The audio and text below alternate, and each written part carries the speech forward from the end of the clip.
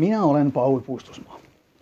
Aga, ja mina koos agaga, taas teie ees, head inimesed, et anda sügavalt subjektiivne ülevaade parlamendi 7. töönädalast, mis peaasjalikult küll interneti vahendusel aset leidis. Just. Nimelt Riigikogu juhatus võttis vastu otsuse, et viroloogilisest olukorrast tulenevalt ning riigi jätkusuutlikkuse nimel tuleb ka põhiseaduslike institutsioonide ning seal tegutsevate isikute omavaheline füüsiline kokkupuude viia miinimumini. Enamgi veel, riik otsustati neljapäevast tervikuna lukku panna. Sisuliselt lukku panna. Just sisuliselt sellepärast, nagu peaminister Kaja Kallas ütles, meil on sisuliselt eriolukord. Järelikult läheme sisuliselt lukku. Aga see on ka ülimalt sümboolne, et 11. märtsil riik lukku pandi, et saavutada maksimaalne negatiivsus. Seda viroloogilises tähenduses arusaadavalt.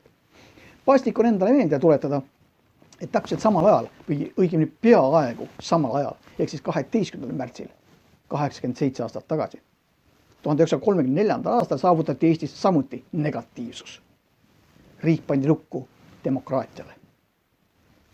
Seda lukku pole suudetud tänase päevani lahti muukida. Ja meie rahvas kõrgema võimu kandjana on seda vaid nominaalselt, sest tegelik otsustamisõigus meie rahval puudub tänaseni. Seda hoolimata asjaolust, et täpselt nüüd, ütleme 31 aastat tagasi, 11. 12. märtsil 1990 toimus Eestis Eesti Kongress, kus pandi alus Eesti demokraatia lahtikeeramisele ja Eesti rahvale võimu tagastamisele. Ja nagu ma ütlesin, kahjuks pole see rahva soov täiel määral realiseerunud tänaseni. Ja seda antakse hoopis äragi. Aga sellest täpsemalt me räägime reedese päeva juures. Nüüd aga alustame nädala algusest. Nädal algas esmaspäevaga, 8. märtsiga.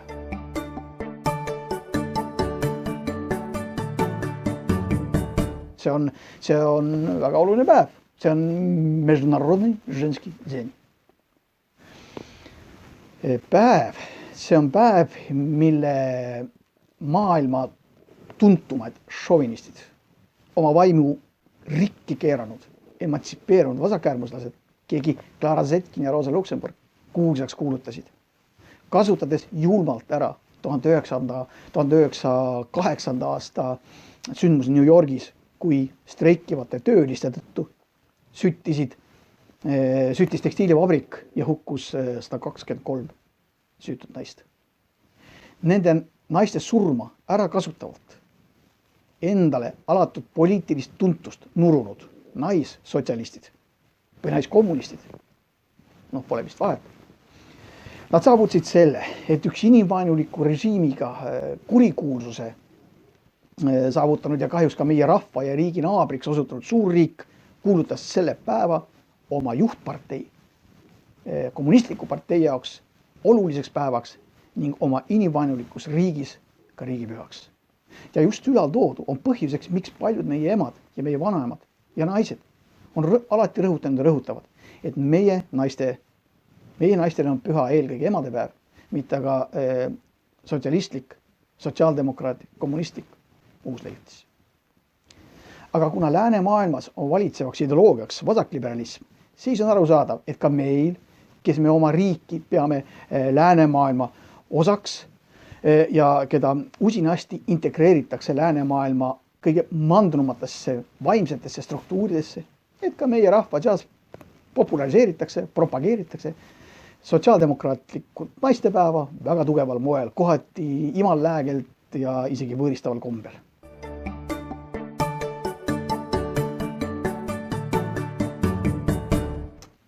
Aga esmaspäev. Mõningaid sündmusi toimus ikka ka Riigikogus ja need paraku ei olnud alati meeldivad. Kõigepealt ootamatult lahkus Riigikogu liige Johannes Kert ja tuli ka talle asendaja leida, tema asendajaks siis tuli vastu võtta loomulikult asendusliikmena Tiiu Aro, kes siis ka oma ametivande Riigikogu ees andis. Parlamendipäeva töisem osa algas aga järelepärimisega. Isamaa poolt esitati järelepärimine valitsusele, miks valitsus kurjategijatele kodakondsust annab. Väga õigustatud küsimus. Puudutab eelmisel nädalal valitsuse langetatud otsust seoses erakorralise kodakondsuse andmisega. Eesti kodakondsusseadus näeb ette põhimõte, et korduvalt karistatud kurjategijatele reeglina Eesti kodakondsust naturalisatsiooni korras ei anta. Samas pidas eelmisel nädalal valitsus võimalikuks anda kodakondsuse erandkorras isikule, kes on Vene Föderatsiooni territooriumil sooritanud 3 kriminaalkuritegu.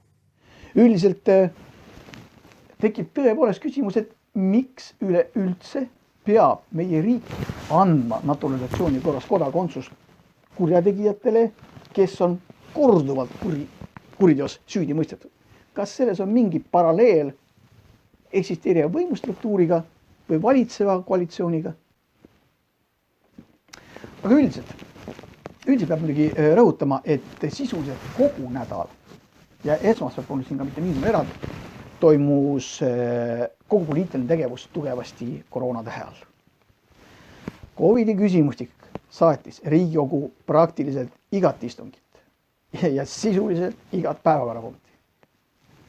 Ja see on ka mõistetav, ega siin ei ole mingit sarkasmi, sest et see on teatud mõttes paratamatus. Sest olukord riigis on muutunud ju iga päevaga hullemaks. On suurenenud haigust ja selle haiguse arenemist iseloomustavad näitajad, haigete arv, kahjuks ka surmade arv. Riik on vajunud üha sügavamasse kriisi. Probleemid on paljastanud küll vaktsiinide tarnes, kohalikus logistikas. Iga poolt on tajutav selline suur küsimus, et kas on riik peata või on pea riigita. Igal juhul oleme me nüüd viroloogilises mõttes maailma tippu jõudnud. Esmaspäeva kandvamaks teemaks oli aga Eesti Konservatiivse Rahvaerakonna fraktsiooni liikmete arupärimine tervise- ja tööminister Tanel Kiigele. No loomulikult seoses koroonaga ning peaasi, need küsimused, mis siis tõusatasid, need kiiresid vaktsineerimise, transpordi ja muu ümber. Miks vaktsineerimisega seonduvalt, olgu siis, et kas jutt Marika Priskes käib või Venemaa Narva konsulist, miks see toimub korruptiivse iseloomuga vaimses pilves, olgu siis ka eelvaktsineerimised, miks ei toimi logistika, miks pole vaktsiini piisavalt, miks vaktsineerimisega on meil lood ebanormaalsed, miks tervishoiu olukord halveneb pöörase kiirusega ja valitseb justkui peataolek, miks valitsus magab. Loomulikult polnud need ainsad küsimused, mida EKRE liikmed ja teised Riigikogu liikmed teada soovisid. Tanel Kiige vastus oli kokkuvõttes tegelikult selline, et olukord on asjaolusid arvestavalt rahuldav, puudus on aga rahas, puudus on meditsiinitöötajates ning huvitav on veel siin just see, et kui meile naaberriigid abi pakuvad, olgu siis Leedu või Soome, kas te arvate, et meie valitsus võtab selle abi siis vastu, olgu siis kas või inimestes? Ei, ta ei võta seda vastu. Oluline, meil on sellest puudus. On see uhkus või rumalus?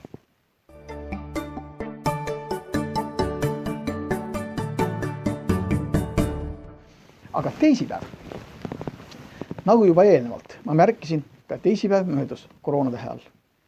Arutelu alla tuli suures saalis riiklikult olulise tähtsusega küsimus. COVID-19 vaktsineerimise korraldamine. Seda korda sattus küsimuse raha alla nii eilse päeva antikangelane Tanel Kiik, aga ka appi kutsutud Eesti Haigekassa esindaja Maivi Parve, Terviseameti peadirektor asetäitja Marianne Härma, kui ka Eesti Perearstide Seltsi juhatuse liige doktor Ellemann Sadrak. Omaette huvitav lähenemine oli minister Kiigel, kes on kogu aeg rõhutanud, et sundvaktsineerimist ei tohi olla, ei saagi olla, et kui Kert Kingo esitas küsimuse, milles koorus välja tööandja poolt antav ähvardus, hoiatus inimesele, et kui ta end ei vaktsineeri, et kuidas siis sellesse peaks suhtuma? Kuidas sellesse ilmselgesse vaimsesse sundi siis suhtuda? Tanel Kiik vastas sellisel moel ja see vastus oli klassikaliselt ümar, lohisev häma, mille saab kokku võtta selliste sõnadega, et peab olema lihtsalt loominguline ja sundimine, igasugune sundimine on küll keelatud, aga siiski ka samas lubatud, kui sundimine ümber defineerida ja nimetada motiveerimiseks. Lugupeetud Riigikogu aseesimees, austatud Riigikogu liikmed, et olen väga nõus, et olukord on kriitiline, nagu ütles Riigikogu liige Peeter Ernits. Ehk COVID-19 kriis on hetkel Eestis võtnud tõesti senisest kõrgeimad võimalikud mõõtmed. Aitäh! Hea istungi juhataja ja hea minister. 15. veebruaril 2021. aastal saadeti PERH-i töötajatele, siis täpsemalt õdedele e-kiri, milles hoiatatakse, et vaktsineerimisest keeldumise korral ei arvestata nende puhkuse soovidega, ei arvestata nende töögraafiku soovidega, ei maksta jooksva kuu lisatasu ega lubata teha lisatunde. Lisaks veel, et vaktsiinist keeldujatel ei tasustata karantiinis olles haigla poolt enam vaheraha ehk töötaja saab ainult 70% töötasust. Karantiinis olevaid, kuid vaktsineeritud töötajad saavad raha esimesest päevast, vaktsineerimata töötajad aga teisest päevast. Kuidas te sellist tegevust kommenteerite ja mida kavatsete ette võtta sellise survestamise lõpetamiseks? Suur tänu küsimuse eest.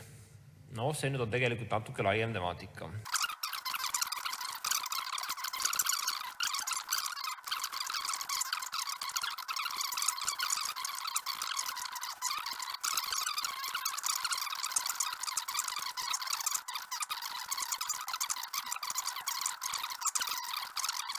Kui on tõesti mida survestamist ja muud taolist, siis see on juba teine temaatika, nagu öeldud, seda teha ei tohi. Aga motivatsiooni pakkuda, täiendavaid hüvitisi pakkuda, täiendavat tuge pakkuda, see on tööandja enda õigus tegelikult.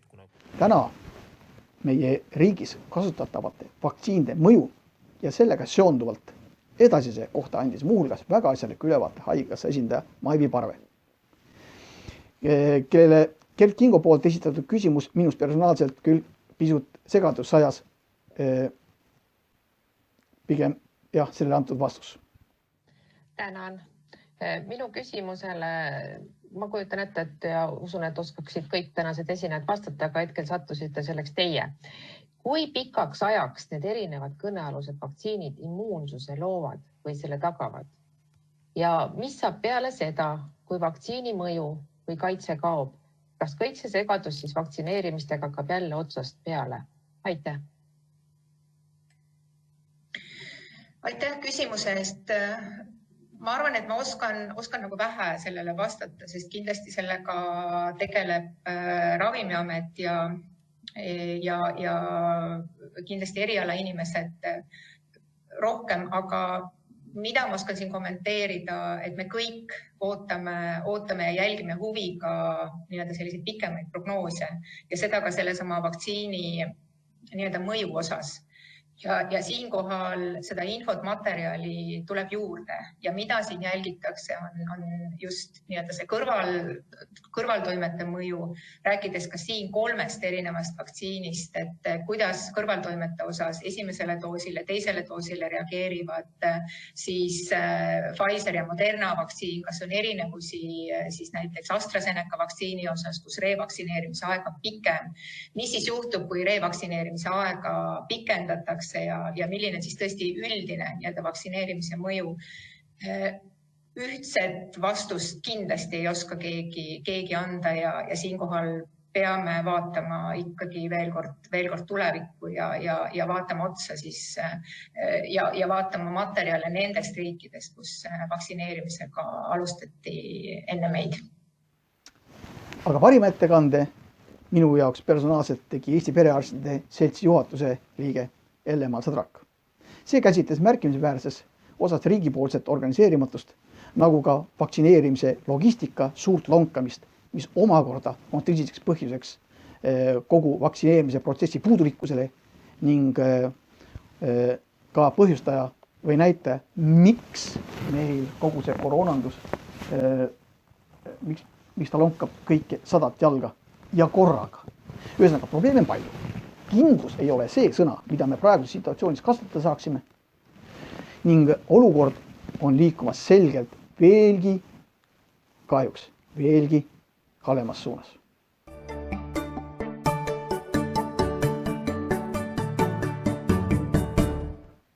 Kolmapäev.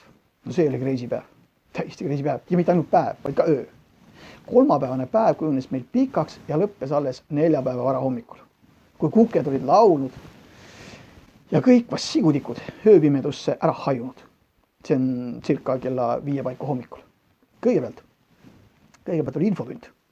Nagu ikka ratsutas suures osas kõik ümber koroonakriisi ja surve all oli loomulikult peaminister. Täisistung, võiks öelda, et megatäisistung, seadusandluse kehtestamise eesmärgil startis kell 2. Ja nagu ma ütlesin, kestis varahommikuse kukelauluni. Kõigepealt käsitleti sotsiaalhoolekande seadust, märkiga 281, mille eesmärgiks on tagada hoolekodu koht igale hädas olijale selliselt, et hooldekodu muutub seda vajavatele eakatele kättesaadavaks pensioni eest. Hinnavahe, kui pensionist ei peaks piisama, ei jääks siinjuures mitte laste ega pere kanda, vaid riigi ja omavalitsuse kanda. Tõsi, printsiibis see seadus tekitab mitut laadi küsimusi, mis on ilmselgelt eraldi vaadeldavad ja lahendamist vajavad. Aga liikumine võib olla ka õiges suunas, kui selle kaudu ei võõrandata perekonnaliikmeid perekonnast endast ja liigset mugavust ei tekitatakse ja ikkagi arvestatakse nii perekonna reaalsete majanduslike võimaluste kui ka muude asjakohaste oludega. See ei ole lihtne ülesanne, aga siin tuleb veel rõhutada, et tegemist oli ka ikkagi esimese lugemisega. Informatsiooniks nii palju inimestele, et esimene lugemine tegelikult alati seadusandlus alles start, sellepärast et meie Riigikogus toimub selline töötlemisloogika, et peale esimest lugemist, mis on tegelikult asja tutvustav ideede ja mõtete tutvustav osa, seda seaduseelnõud, mida on algatanud kas fraktsioonid või Riigikogu liikmed, see läheb komisjonidesse, komisjonis neid arutatakse, fraktsioonis neid arutatakse, tehakse ettepanekud, täiendusi, muudatusi, ja siis ta läheb teisele lugemisele, kolmandale lugemisele, juhul kui ta siis tagasi kutsuta, tagasi lükata ja peale alles kolmandat, ma rõhutan, et see oli esimene lugemine, peale kolmandat lugemist, kui see veel vastu võetakse, hääletatakse, alles peale kolmandat lugemist siis saab öelda, et seadus on vastu võetud ja läheb välja kuulutamisele presidendi kätte. Et see siis saaks meie ühiskonnas kehtima hakata.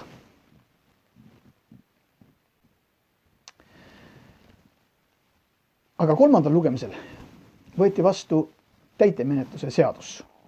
See on märkega 315. Täitemenetluse seaduse muudatused, millega lihtsustati täitemenetluse läbiviimist, täpsustati täiturite tasustamist ja menetluse aegumise katkemise ja peatumise aluseid. Vastu võeti ka eelmise siis ehk EKRE, Isamaa ja Keskerakonna käivitatud sotsiaalhoolekande seadus numbriga 295, selle muutmine. Ja selle muutmisega tagati asendus- ja järelhooldusteenuse paindlikum korraldus. Laiendati inimeste ringi, kellel on õigus igakuistele peretoetustele ja suurendati kohaliku omavalitsuse võimalusi järelhooldusteenust vajavate noorte toetamiseks. Tervikuna muudeti paindlikumaks ka asendushoolduse ja perevanemaga seotud lepinguliste suhete käsitlus.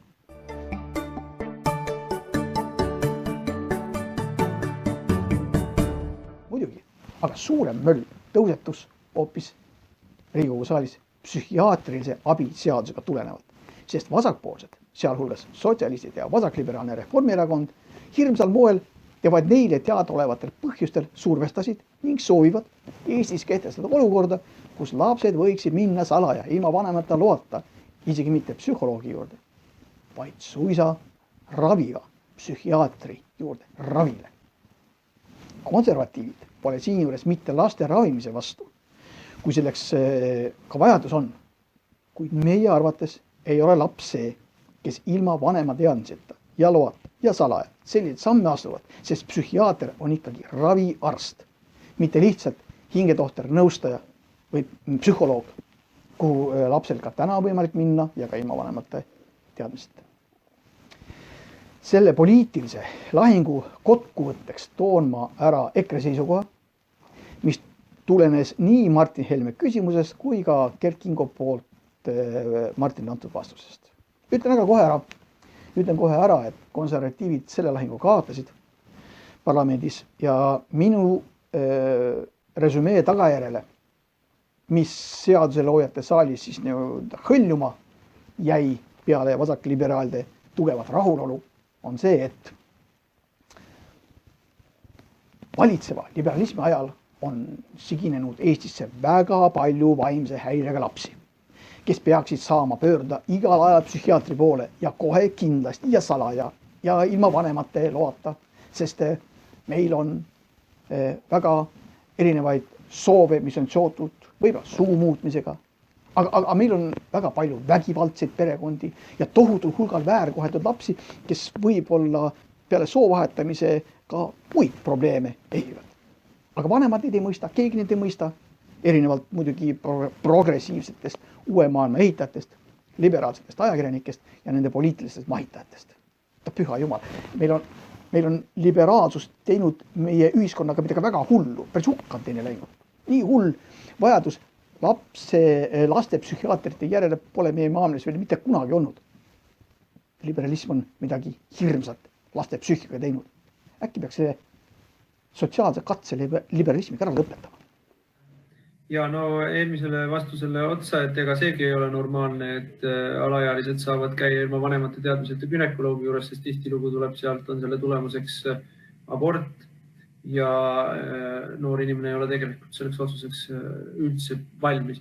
Meie põhiprobleem nii selle kui eelmise eelnõuga oli vastuolu väga printsipiaalses küsimuses on vanemate põhiseaduslik õigus oma laste kasvatamise üle otsustada. Ja selle peale vastati alati, et aga kui lapsel on raske ja kui vanemad on pahad, siis kuidas me selles olukorras oleme ja selle olukorra me lahendasime käesoleva seadusega. Et minu meelest see argumentatsioon, mis siin on kõlanud, et me ei taha aidata lapsi või me ei hooli lastest, hoides kinni mingisugusest teoreetilisest printsiibist lastevanemate õigustest, on alatu ja valelik. Me oleme just nimelt selle keerulise võrrandi lahenduseks töötanud välja tänase eelnõu, kus on olemas ka lahendus nendele lastele, kelle vanemad ei hooli, aga me ei saa nende väheste laste pärast võtta nendelt enamustelt lastevanematelt nende vanemlikke õigusi ära. Seda printsiibi osa paluksin sul veel natukene lahti seletada. Aitäh. Ja, aitäh. Kõik on õige, räägin üle. Tõesti seaduse järgi vastutab lapsevanem lapse eest. Ja lapsevanem on see, kelle roll on olla oma lapsele igati toeks, suunata teda õiges suunas, sest lapsevanem on see täiskasvanu just nimelt, keda laps peaks saama usaldada ja kes tõesti tahab oma lapsele parimat. Ja see, kui laps iseseisvalt nüüd hakkab otsuseid vastu võtma ja nagu siin on rõhutatud, et laps on võimeline ise võtma protseduur ja ravi vastu, siis mina julgen selles tõsiselt.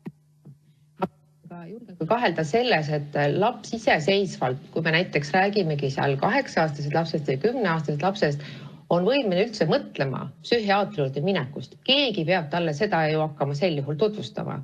Täiskasvanud inimenegi tee vahet psühholoogil ja psühhiaatril või terapeudil, ammugi siis laps.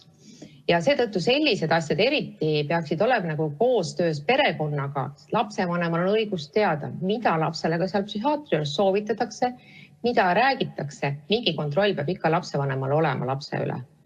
Ja tähtis on ka see, lapsed on lapsed ja lapsi on erinevaid, aga on ka lapsi, kes hakkavad kuritarvitama seda võimalust lapsevanema selja taga iseseisvalt psühhiaatri poole pöördudes ja niimoodi endal justkui selle depressiooni diagnoosi saades hakata hoidma näiteks kõrvale koolikohustusest. Selliseid lapsi oli eelmine aasta 2711 kokku, kellega need probleemid olid tulnud.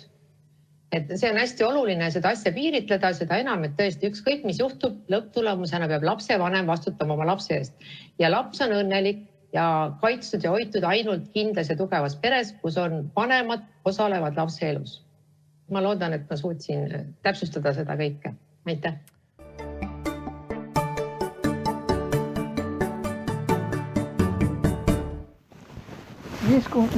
Istung jätkus hommikuni.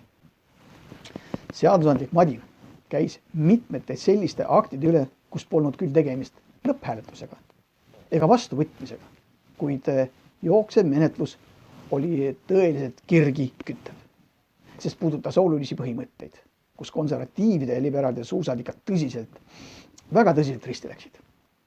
Olgu siin juures näitena ära toodud kas või välismaalaste seaduse muutmise seadus, viisavaide otsuse kaebeõigus üle, eelnõu märkiga 328.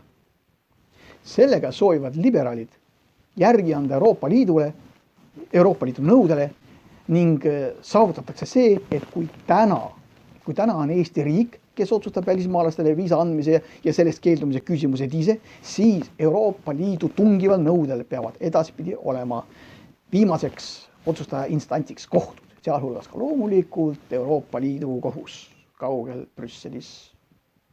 Teisisõnu, kui praegu peab välismaalane viisat soovides meile tõestama, miks ta seda tahab ja kas see soov on seaduslik, siis liberaalid soovivad luua olukorra, et edaspidi peame hoopis meie tõestama kohtus välismaalase nõudele välismaalasele, miks me talle viisat ei andnud. Või lõpetasime selle ja seda isegi siis, kui see välismaalane pole ühtegi sammu Eesti pinnale kunagi astunud. Aitäh, lugupeetud asespiiker ja minister. Ja see on üks neid seadusi, mida konservatiivne Rahvaerakond valitsusest Riigikogu poole ei lasknud saata. Me olime sellele põhimõtteliselt vastu, sellepärast et see vähendab riigi suveräänsust otsustada, kes võib ja kes ei või viibida tema territooriumil. Nüüd loomulikult me teame, et Euroopa direktiiv meilt sellist asja nõuab, aga Eesti suveräänsus on tähtsam kui Euroopa direktiivid. Ma ütlesin ka eelmisele küsimusele, et Euroopa õiguse tõlgendamine ja antud tõlgendus on siduv kõikidele liikmesriikidele ja seetõttu oleme ka meie otsustanud, et me viime selle enda õigusesse sisse. Siit on küsimus, et kas see on lihtsalt mingi järjekordne alandlik mingi Euroliidu ees kõhuli viskamise ja soov, bürokraatia ehitamise soov, või on tegemist äkki meie enda veaga, kus me oleme Euroopa Liidule oma õiguse sisust andnud ebaõige ettekujutuse.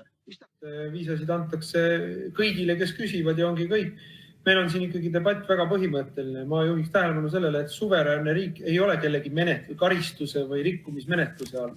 Ja kui me 2003. aastal tegime referendumi, et Euroopa Liitu astus, siis kinnitati meile kõigile, et immigratsioon on liikmesriikide suveräänsus ja sinna Euroopa Liit oma nina ei topi. Nüüd ta väga selgelt võtab üle immigratsioonipoliitikat. Ja see on väga põhimõtteline immigratsioonipoliitika muutmine. Seda tehakse meil muidugi viilude kaupa ja sinna juurde seletades, et mitte midagi ei muutu, aga see on väga põhimõtteline immigratsioonipoliitika muutumine.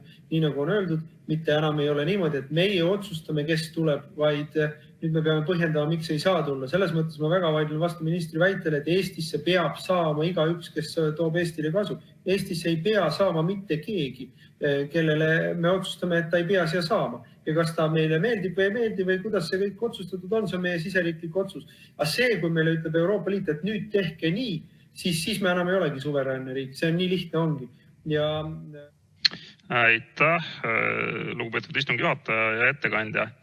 See on muidugi päris kummaline, et Eesti suveräänsuse hind on 5 Tesla sõiduautot hinnanguliselt ja selle üle peab pidama sellist debatti. Aga see seadus, millega te täna Riigikogu ees olete, on üks väga halb, ülimalt orjameelne ja eestlasi kui rahvust teotav ja alandav seadus. Sisuliselt me anname igale hulgusele, kes tahab meie elutuppa marssida, ja me seda keelame õiguse meid kohtus meie otsust vaidlustada. Ükski suveräänne riik nii ei käitu. Ja see algatuslik Eesti riigi suveräänsest otsustusõigusest loobumine on lubamatu ja näib pigem häbiväärse pugemisena Brüsseli ees. Te ei vastanud aga minu teisele ja väga olulisele küsimusele. Millise loogika järgi teenib selline põhjendamatu aktivism Eesti rahvuslikke ja riiklikke huve? Aitäh! Aitäh! Eesti riik on, rõhutan, jätkuvalt suveräänne riik, astunud Euroopa Liitu.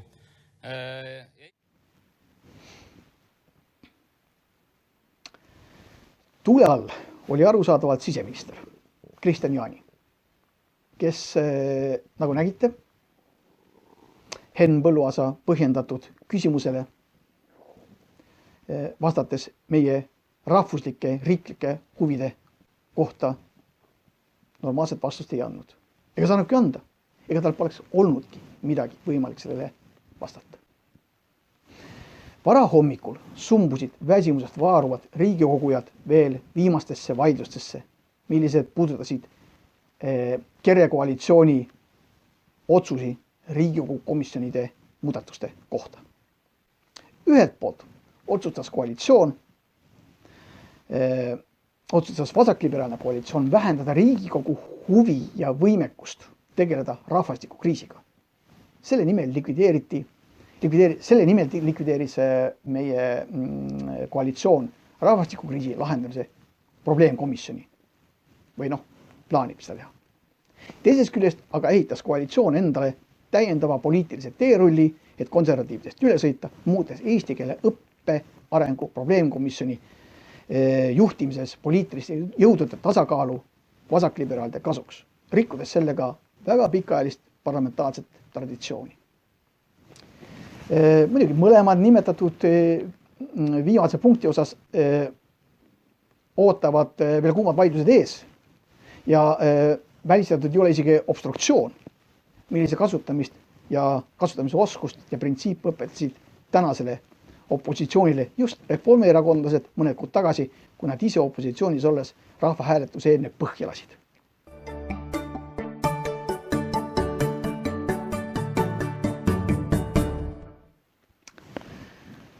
Neljapäeva hommikul kell 5 lõppes alles kolmapäevane istung. Nii et kolmapäev lõppes neljapäeval. Aga mõne tunni pärast algas taas istung.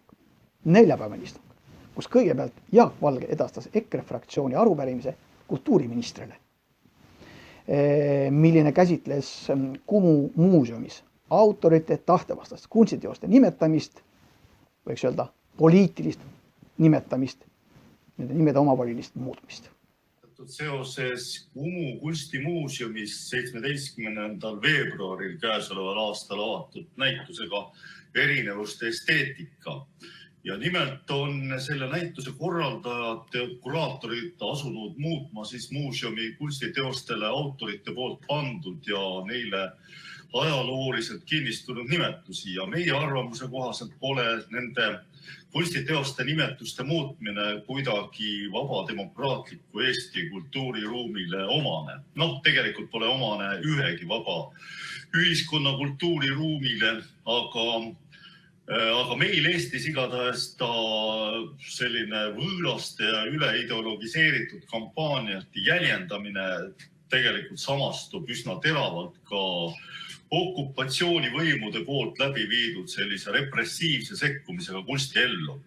Ja seoses sellega on meil siis 5 küsimust kultuuriministrile. Edasi jätkus riigikogujate tegevus OTRK-ga. See on siis olulise tähtsusega riikliku küsimuse aruteluga. Suurde saali oli toodud, jäi mingit üllatust siin juures, teema tegevusetusest koroonaviiruse tõrjumise arutelu.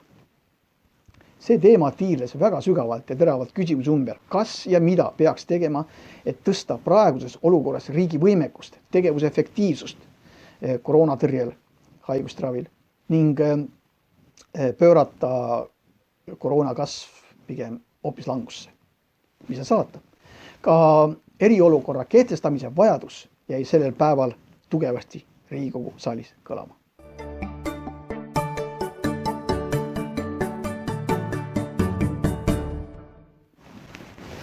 Aga selline sai meie videokohtumine täna. Enne kui otsad päris kokku tõmmata, on paslik taas hüpata tagasi reedesse päeva, mis sellest, et Riigikogu sellel päeval oli istungite vaba, kuid jah, tasub veel kord rõhutada ja veel kord meenutada, et reede oli 12. märts. See oli mälestusväärne päev. 12. märts 1934 pandi Eestis toime riigipööre, mida otsedemokraatia toetajad traditsiooniliselt iga aasta meeles peavad. Ikka lootuses, et kord saabub tegelikult tagasi see aeg, mil Eesti rahvas, reaalselt Eesti rahvas taas kord ka tegelikult saab olema kõrgema võimu kandja.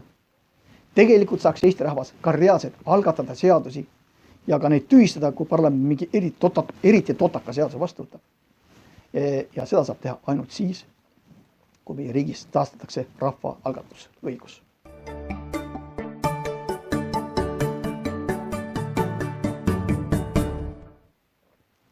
Nii, aga me kohtume peagi jälle. Tavapäraselt kordan ma üle oma e-aadressi, kuhu saaksite saata küsimusi, soove ja soovitusi. Et kõigepealt kasuta mind ära paremini. Kasuta mind kui oma esindajat Riigikogus, ma saan esitada küsimusi ja saan uurida ja anda teile vastuseid. Või siis kas või selleks, et neid edaspidi virtuaalseid kohtumisi parlamendipeeglit tervikuna teha sisukamaks, paremaks ja värskemaks. See aadress, kuhu kirju saata, selleks on paul.puustusmaa@riigikogu.ee. Nii, aga mina nüüd lõpetan. Mina olen Paul Puustusmaa ja see oli parlamendipeegel. Aga aitäh, kohtumiseni!